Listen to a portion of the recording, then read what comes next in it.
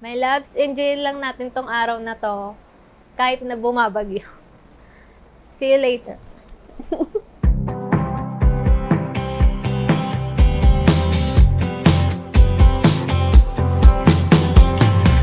Pwede ba akong tumambay dyan sa puso? Magkatrabaho lang kami dati sa isang company. Crush ko na siya kasi lagi siyang niloloko sa akin. Banat na to.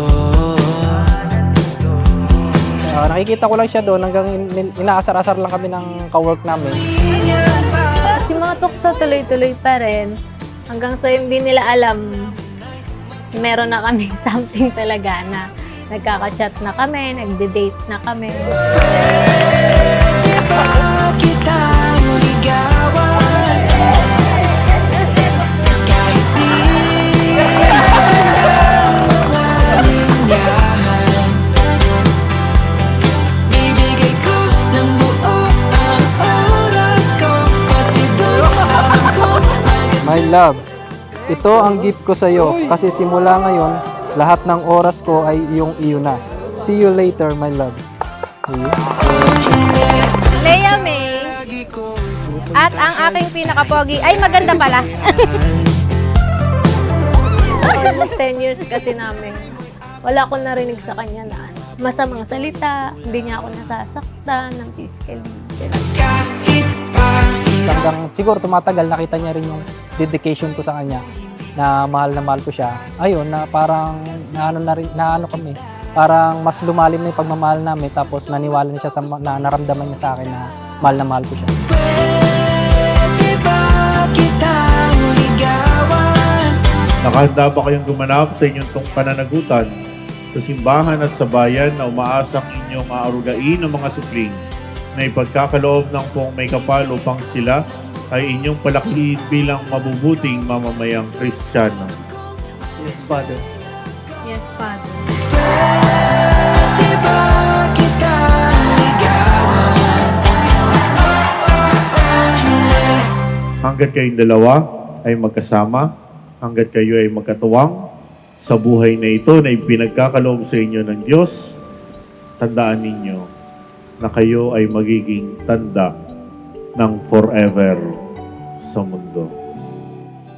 Di makapaniwala, nandito nang hiling kay bathala. My loves, nagpapasalamat ako sa Panginoon Diyos na pinagkaloob sa atin ang araw na ito na ikaw at ako ay pag-iisahin sa habang buhay.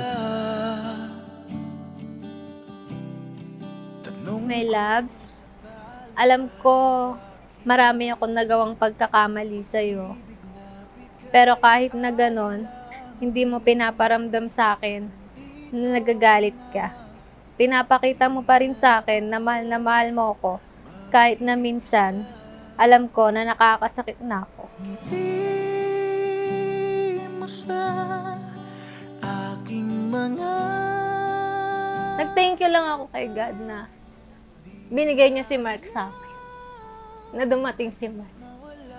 Kasi sobrang bait ni Mark. Nakita ko kung paano siya makitungo sa ibang tao, lalong-lalo na sa pamilya niya. Yun yung nagustuhan ko sa kanya.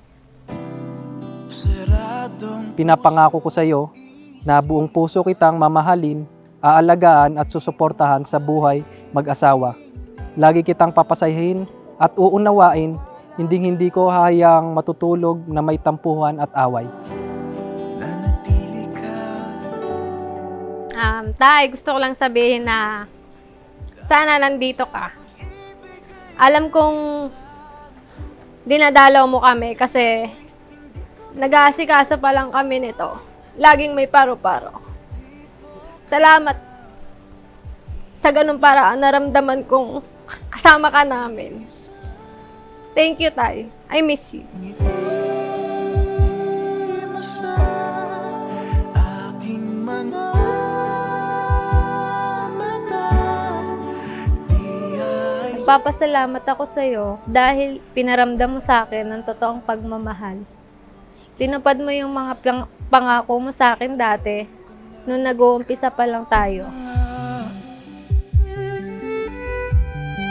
hindi na sila dalawa kung hindi isa. Kaya sa buhay mag-asawa, wala na ang ikaw, wala na rin ang ako. Ang meron na lamang tayo. Lagi ninyong tatandaan yan. My loves, hangad kong mapangiti ka sa araw-araw. Walang sawa kitang papasayahin at mamahalin. At dumating man tayo'y tumanda na, sana'y sabay nating alalahanin ang masasayang araw ng pag-ibig at kasal natin. Mahal na mahal kita, Rachel, magpakailanman.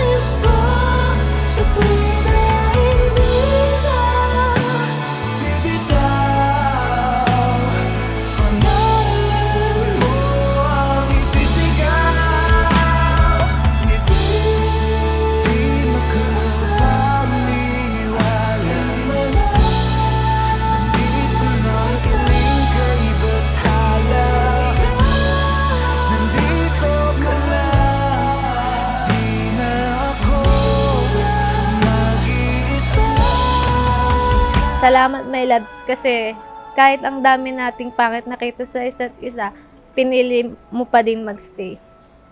Salamat, my loves, kasi meron akong ikaw.